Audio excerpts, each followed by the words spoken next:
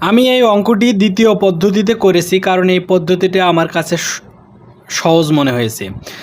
তো অঙ্কটি হচ্ছে 2 অঙ্ক বিশিষ্ট কোনো সংখ্যার অঙ্কদ্বয়ের সমষ্টির সাথে 5 যোগ করলে যোগফল হবে সংখ্যাটির দশক স্থানীয় অঙ্কের 3 গুণ, আর সংখ্যাটির অঙ্কদ্বয় স্থান বিনিময় করলে যে সংখ্যা পাওয়া যাবে তা মূল সংখ্যা থেকে 9 কম হবে। সংখ্যাটি নির্ণয় করো। তো এই অঙ্ক করতে হলে প্রথমে 2 অঙ্ক বিশিষ্ট 2টা ধরে নিতে হবে, কারণ এই অধ্যায়টাই হলো 2 চলক বিশিষ্ট, মানে 2টা চলক থাকতেই হবে। তো একক স্থানীয় অঙ্ক আমি ধরেছি x, দশক স্থানীয় অঙ্ক ধরেছি আমি y। আচ্ছা, এইটা হলো কিন্তু অঙ্ক, একক স্থানীয় অঙ্ক, দশক স্থানীয় অঙ্ক, এইগুলো অঙ্কের চলক। আর সংখ্যাটি হবে, যেহেতু এটা হলো এককের x আর এটা হলো দশকের 10y, কারণ দশকের 10 আর হলো স্থানীয় অঙ্কের y। তো যদি আমি বিনিময় করি তো 10টা যাবে x-এর কাছে, x-এর কোএফিসিয়েন্ট বা সহগ 1 আছে, এই 1টা যাবে y-এর কাছে। তাহলে 10টা x-এর কাছে গেলে 10x, আর x-এর 1টা y-এর কাছে আসবে, শুধু 1y বা শুধু y লিখলে হবে।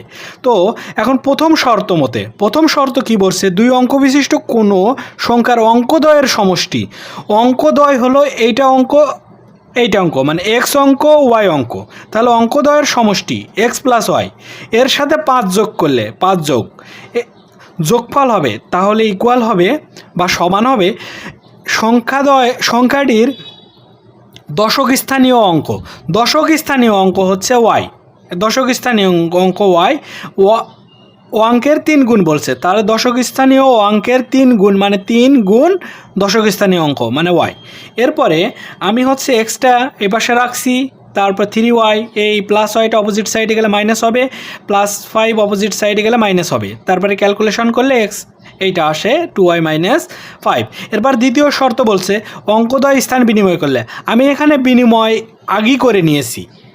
তো বিনিময় করলে যে সংখ্যা পাওয়া যাবে তা মূল সংখ্যা থেকে 9 কম। মূল সংখ্যা হচ্ছে x প্লাস 10y, আর বিনিময় সংখ্যা হচ্ছে 10x প্লাস y।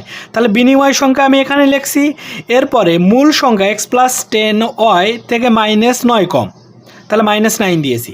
এরপরে ক্যালকুলেশন করেছি, প্লাস এবার সে এক্সগুলো এক পাশে নিয়ে আসছি, কনস্ট্যান্ট ভ্যালুটা এবার সে রাখছি, প্লাস 10yটা মাইনাস করছি, এরপরে 9 কমন নিয়েছি, তারপরে এটা আসলো। এরপরে আমি এখানে এক্সের জায়গায় আমি হচ্ছে এই মানটা বসাইছি 1 নং সমীকরণ। তো ক্যালকুলেশন করলে আসে y-এর মান 4, এরপরে y-এর মান আবার আমি 1 নং সমীকরণে বসাইছি, এইখানে বসাইছি, তাহলে এইখানে বসাইলে হবে 3। তারপরে x-এর মান পেয়ে গেছি, y-এর মান পেয়ে গেছি, এখন সংখ্যাটি বের করতে বলছে, তাহলে সংখ্যাটিতে বসাইতে হবে। আমি সংখ্যাটি জানি হচ্ছে x প্লাস 10y, তাহলে x-এর মান 3 প্লাস 10 আর y-এর মান 4 ক্যালকুলেশন করলে আসে 43। আর এই নিয়মটার থেকে এই নিয়মটা হচ্ছে লাইন বাই লাইন করানো আছে, আমার কাছে সোজা মনে হয়েছে, আমি এই নিয়মেই ম্যাথটা করি।